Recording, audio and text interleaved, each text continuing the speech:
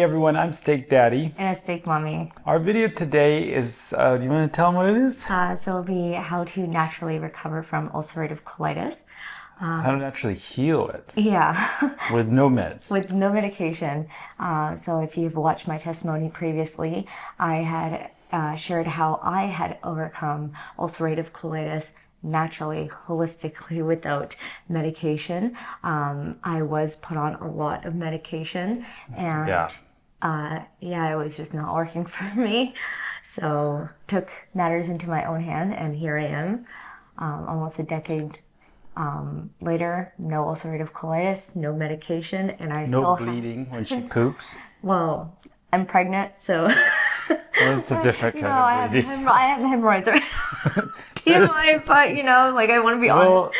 Anyways, Actually, that's a good point. Is we can talk about the blood in your stool and the differences. So, Yeah. if the blood is bright red, it's some type of superficial wound. or fissures, it actually can be bright red Oh, with wow. ulcerative colitis because there's ulcers in your colon. Yeah. And, every time you pass a stool or, there's just inflammation, you will pass bright red. And then if it's dark red, It's dark red. If it's dark That's a red, bad sign. well, all of it, you should be a little bit concerned. Dark red could potentially be ulcers in your stomach. So the bleeding is a bit higher up. It's more internal, Yeah, all of it's internal. But anyways, deeper internal. yeah, deeper internal. Anyways, So, okay. So let's pretend that the viewer is Yes. somebody, ulcerative colitis, Yes. maybe they just got diagnosed, maybe they've been dealing with this for years. yes. What is the first step for them So to heal this naturally? you have to understand that the body, this is, a big myth is, if you have something, you have a disease. Disease seems like such a horrendous word, but it's just break down, it's dis-ease in your body. Yeah, something's out of balance. Yes, so you want your body to always be in at homeostasis. You always want it to be in balance. So that's give it the right environment, the food, the hydration, the mental health has a big part of this as well. Sure. Like your daily emotional stress levels can impact your health dramatically. That was a big factor for you, right? Yeah. So I would recommend looking at your whole health holistically. So if I was, I take client work and I look at someone and they say, I have ulcerative colitis. Yes, it's great to know that you've had it for 12 years or you just, got diagnosed with it a couple months ago. It's not such a big difference for me, it's good to know. But I would start by looking at what the person is eating and what they're doing for exercise and what kind of environment they are in. So let's backtrack and how it was for me. Growing up, I was not in the right environment. I was always in constant fight or flight. I was stressed out. I was just emotionally I was suppressing all my emotions. Yeah. I had anger, I had sadness, but I never was expressing it. I never. You couldn't in your family. Yeah. So it was just a really toxic environment, and that toxicity started to build up in my body. And if we're looking at emotions in the body, different parts of your body will hold different parts of different emotions, and it could all be the same. Where grief or sadness, anger, it all suppresses your immunity. Wow. So there's that. We want to look at the environment. We want to look at what you're eating. So if you're eating the standard American diet, you want to get the person off that diet. My diet was chips, fries, pizza, pop, and that was working for me, I thought. And so we want to take the person off that diet and switch them to a healthier diet. And you want to make sure, healthy diet is obviously vegetables, fruits, meats.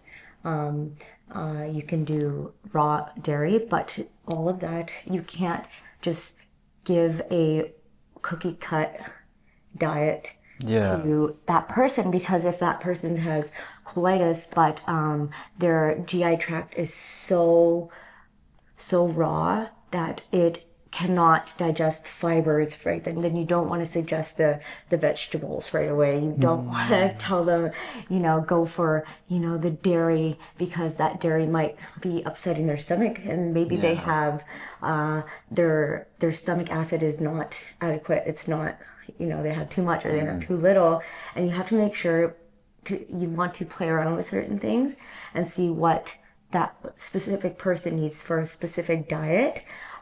So I would not recommend a one and done diet. Yeah, especially when dealing with a condition as serious as ulcerative colitis. Yeah. So, one person I could tell, do the raw milk, do the kefir, do the steak, and that's going to work so good for them. Yeah. Because it doesn't have the fiber, and their body is doing so well on that. And then meanwhile, there's another person.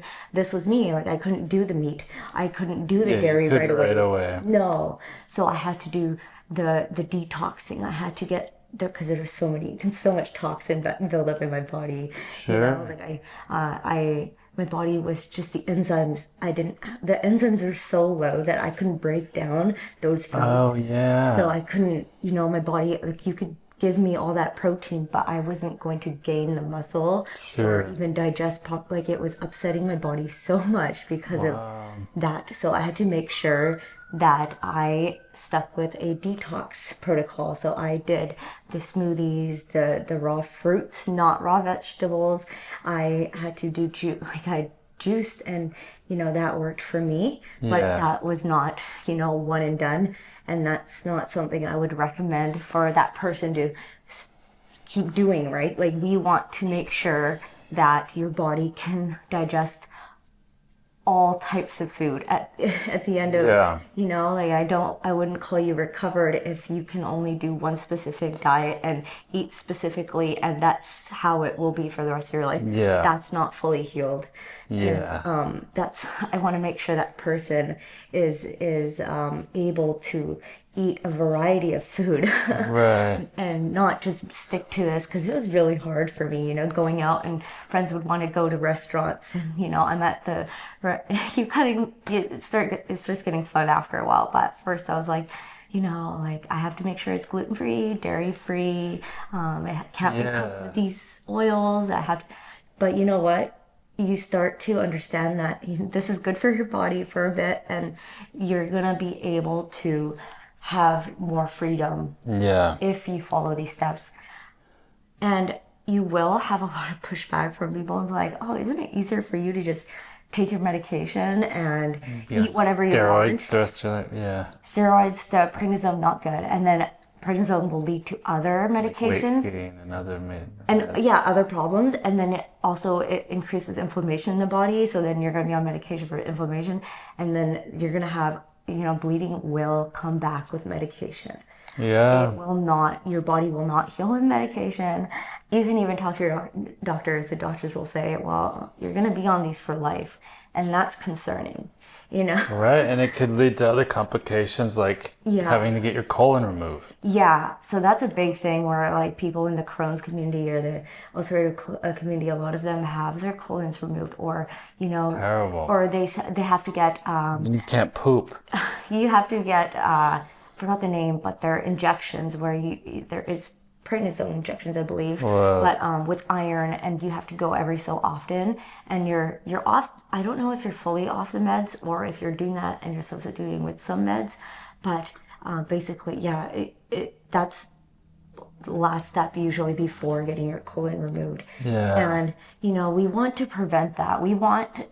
If you can keep your organs, that's really important. Like, some people get the gallbladder removed because there was digestion issues, or they weren't digested. It could be solved through diet. That can be solved as well. Reversed.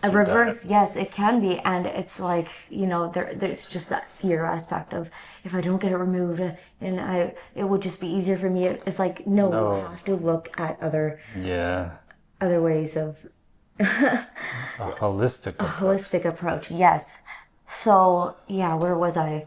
So it sounds like with dietary changes, there's phases. Like, there might have to be a more intense detox phase. Like, you ate only bananas for 8 months, basically, like banana smoothies, or that's really extreme. But it sounds like, and then that led to a different phase, and then to a different phase, and then with the goal being able to eat a variety of foods without having flare-ups or problems. Yeah. So for me, that's what worked. And, you know, I was strongly against medication. I was like, no, I'm going to make sure. Because when I was on meds, I felt horrible. I was having so many side You were effects. still bleeding I too. was still bleeding. You're bleeding worse than when you were off the meds. Yeah. So I was like, okay, if I'm going to bleed and I'm going to have side effects and these meds are hurting me in other ways, I rather... I don't want to use the word suffer because, you know, Yeah. it's just the amount of self-control that you gain, the amount of, you know, just the willpower that you gain through diet. And, you know, doing this for yourself it's worth it.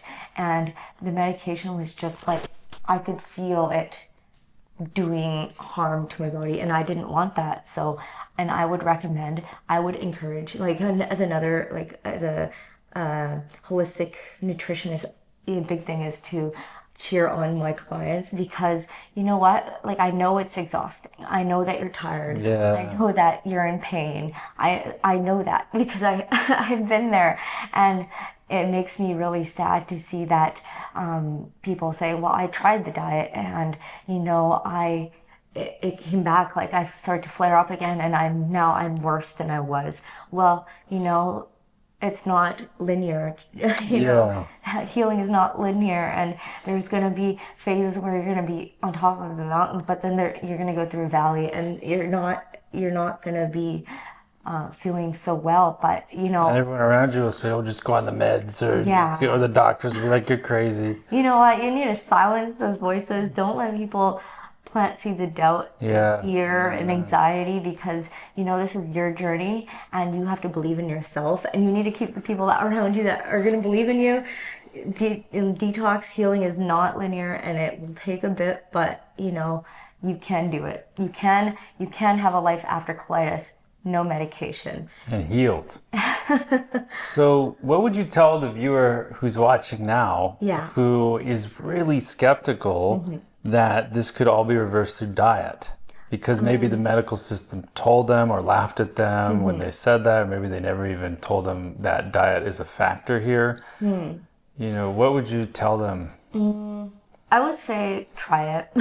Yeah, what have you got to lose? What do you got to lose, right? Like, you can be skeptical, but then you just end up being skeptical and you're on meds anyways. And you get worse over time. They told you weren't going to be able to get pregnant. Yeah, they told me, pregnant for a second time.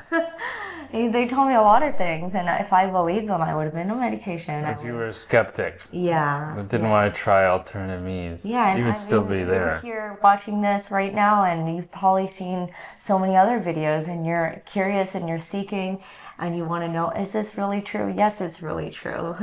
That diet can really reverse this thing. Oh, yeah. And this is not a big thing. Like, there's other diseases, disorders that can be reversible. I'll talk about most of them. Most, not all, right? But you know, medication is adequate at certain times for certain things. But you know what? Like I've mentioned before, ulcerative colitis, colon, ulcerative ulcers, and inflammation in the body. Inflammation can be reversed through diet. Yeah, amen. And ulcers can heal in the body. Yes. You know, it doesn't matter where the ulcers are. And if you just have to attack those different things with, yes, again, diet. With supplements. Supplements are great. You know, one supplement that I will give you guys a big key is it's by Thorne, and it's called GI Recover, I believe. If not, we'll correct it. Right? Yeah. And we'll put up a picture. This product is really good.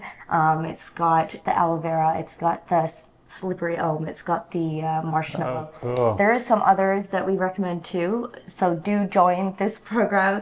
Because we really, really want to help you, and we really care about your health. And you're a certified nutritionist. Yeah, so I have the knowledge and I have the experience. She's been through it. So I'm not just someone who's trying to sell something. I'm someone who's, you know. You became a nutritionist because of your experience recovering from this debilitating disease. Yeah. So click the link in the description, go to steak.school. Yeah. Let's do a recap here. Sure. So it seems like first and foremost, I know we just touched on this. It's looking at your emotional environment and your daily stress and doing whatever it takes to get out of fight or flight on a daily basis. If you're in a broken home, if you're in a abusive family situation, abusive workplace, even the workplace, also sleep more. Yes. Yeah, well, sleep more. And if your sleep is being impacted by these stressors, do whatever it takes to lower your daily fight or flight response. Take a bath. Take a bath and change your environment. Yes. Right? And then it sounds like the big one, step 2, is dietary changes. And this may require phases. Yes. Different phases, no cookie cut. Like depends on your situation. Might be an aggressive detox period depending on just how bad your situation is. Step 3 is looking into supplementation. Yes. So particularly this one by Thorne, and also ones tailored to your specific needs. Yes. And working out. Do work. Yes. So I was going to say step 4. Workout, you need to do. I've heard this lie where, you just need to sleep more. You can go for light walks. Don't do any heavy lifting, but actually your body, just that's for positive recovery, stress. It's positive stress. It lowers cortisol. It your muscles recover faster. Your colon is a muscle, by the way. Even though you're not working out your colon, that's your true. body is working out and it's recovering. Getting stronger. It's getting stronger. The HGH, human growth hormones, that is being released is actually going to help you recover. Yeah, it'll help you. It will help you recover. And I recovered faster when I was working out, and I was working out intensely. Like you were doing serious strength training. And I felt better emotionally. Yes, the compound. And I felt better. I looked better. I did better because, I was putting on the muscle then, and I was giving my body the right kind of stress for it to recover faster. So what would you tell the viewer who's watching who has never stepped foot into a gym, who's like, oh, that's for someone else, not for me? What would you tell them? Well, okay, so I know this can be different for men and women. Women are intimidated that there's a lot of men there, or other women even. I would say, or even men, they're like, I'm intimidated because I don't want to pick up light weights, and then they're strong. Yeah. You know what? Like, give it a try. They think they're too fat to go to the gym. That's a classic one. Like, I'm too fat to go to the gym. It's like, when I see bigger people at the gym, I'm like, right on. Cheering you on. That's great. Yes. Good job. Yes, amen. I would recommend just starting, and you know what? Have fun with it. Look at other people, ask them. They really actually, we like people it when at the people gym like ask. talking about the gym. And if you say, hey man, or excuse me, I see that you're doing this workout, I've never done it before. Yeah. Can you please? And people would be more than happy to do it. A lot of people would be. Especially if you're an attractive woman. I'm just kidding. But guys too. I've talked to a lot of friendly guys at the gym. And just, if that's still too intimidating, a personal trainer is great. Doing your research on the right trainer, let them know. It's worth investing in. Yes, let them know that, this is what I'm working with. I'm just a beginner. I want to get into the gym.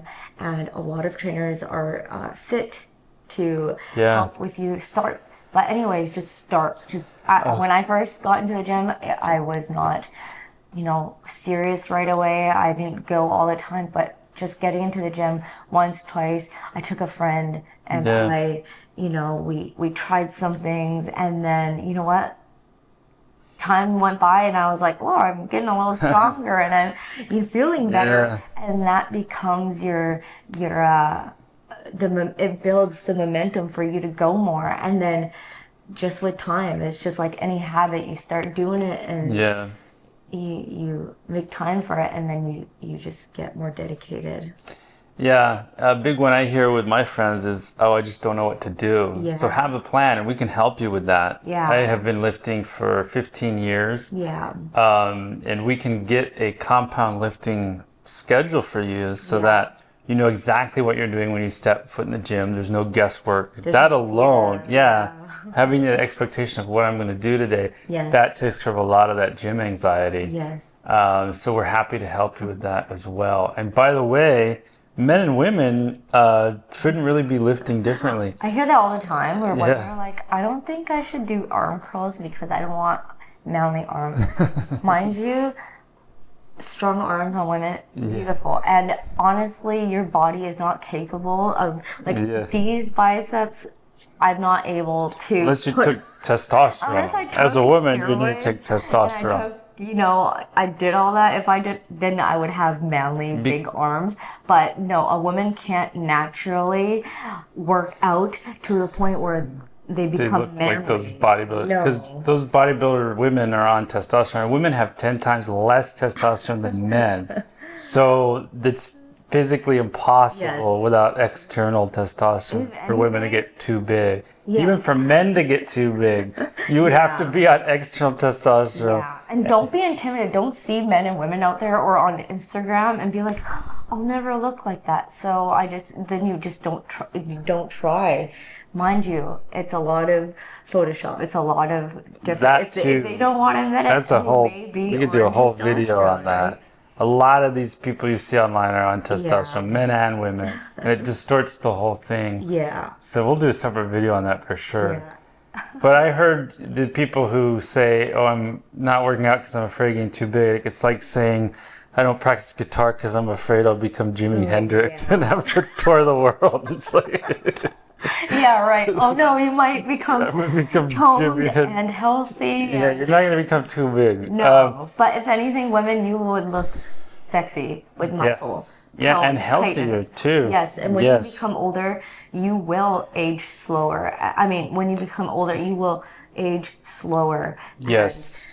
You will just look better. The cool part is strength lasts a lifetime because it's proven that people who even are out of the gym for a long time who previously did strength training, they build muscle much faster than someone who's never built muscle before. Yeah. So it's like investing. Think of it as money in the bank growing. Yeah. You're going to be building this strong foundation where if something happens, like in my life where I had this debilitating, life-changing injury where I almost died, I was able to build back muscle quicker because I had a bit of a foundation. It wasn't even a great foundation. At the time, I wasn't even lifting that optimally, but I had that foundation to lean back on when my body was totally wrecked. Yeah, actually talking about the health bank, it's like, you know what, like we know so many people in our family as well, friends, people in our community from church, they're older now and they're falling apart, 40, 50, bones, 60, 70, joints. 80. You want to be at those ages where, you feel good, you look good, you're not on medication. Keep up with your grandkids. Amen. Like you want to be able to run after your kids. You want to be able to run after your grandkids. You want to be, like when you retire, you want to be able to take vacation and be pain-free. And if it's just as little as inflammation and, all those things that you can reverse, you need to make sure that you give your body the right diet, the right environment, the lifestyle changes so you can feel good. It's not just about looking good. We want you to feel good. Your health matters, and your health will dictate your life. If you don't feel good, you won't operate good. You won't think good. You just, you can't give up on yourself. Well, let's do a quick recap here. So, step 1, reduce your environmental and daily fight or flight stress. Yeah. Change your environment if you have to. Yeah. Leave your house if you have to. Self-care. Take care of yourself. Take care of yourself more. Change your workplace environment. It's not worth the pay if it's going to be impacting your health, trust me. Step 2, dietary changes in custom to your situation that involve different phases of one intensity. and done cookie cutter. No, with a condition like this, there is no cookie cutter. Step 3 is supplementation, particularly that thorn one we recommend, but also supplements tailored to your unique situation. Step 4 is strength training. Strength training, very important. When you sign up for the program, we'll have a list of supplements, diet, lifestyle, everything that you will need to recover and fully heal from your condition.